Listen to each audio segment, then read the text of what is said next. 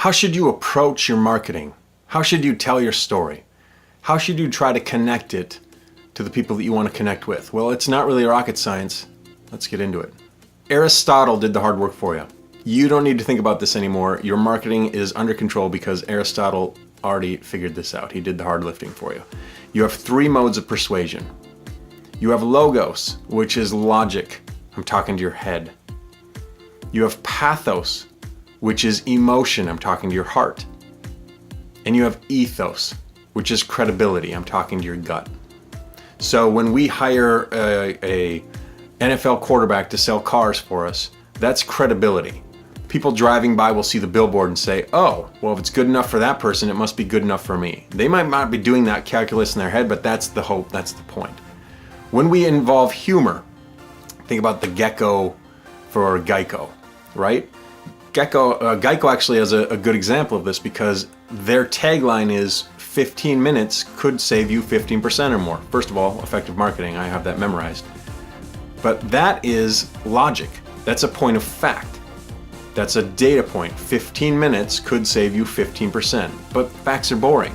So we wrap it up into something amusing like the gecko or the band Europe playing in the break room, the final countdown. Those are agents of emotion. That's pathos. So when we bring humor in, it's pathos. Smart companies are going to use a mix of all 3 because some of your buyers just want the facts, some of them really need to be convinced and have it in their gut, and others like to be amused. And some have a lot of great success just doing one or the other. For you, it's about first understanding your customer, which I've got other videos to talk about that. And once you understand your customer, what's going to resonate most with them? You might go with a ratio. You might go 60-20-20 or 70-15-15, where you lean mostly on one and then you interject some others. Or maybe it's 50-25-25, where really you're going to be logical, but every once in a while you're going to be emotional and every once in a while you're going to be credible. But connect with who your buyer is, understand what's important to them and what motivates them. If you sell a thing that 4 out of 5 dentists are going to recommend, that's a point of credibility. That's a data point. That's a fact. And you can use that for those who are going to be most impressed with, well, doctors recommend this.